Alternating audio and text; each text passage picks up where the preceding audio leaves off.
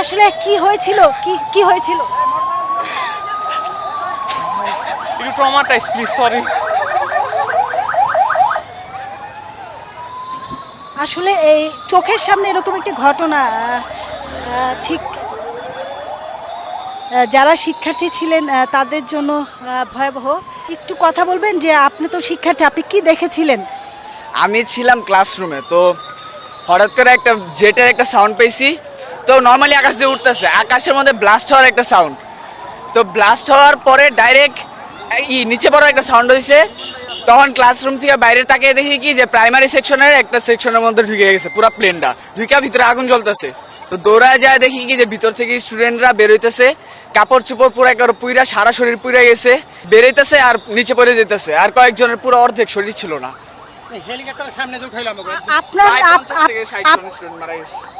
আপনাদের আর আপনার পরিচিত বন্ধু কেউ কি এরকম আহত হয়েছে? না না, এখনো পাই নাই। আমার ছোট ভাইদের সবাই সেফ আছে, বাট অনেকজন আছে গার্জিয়ান, তাদের ছেলেবেলা একদম মারা গেছে।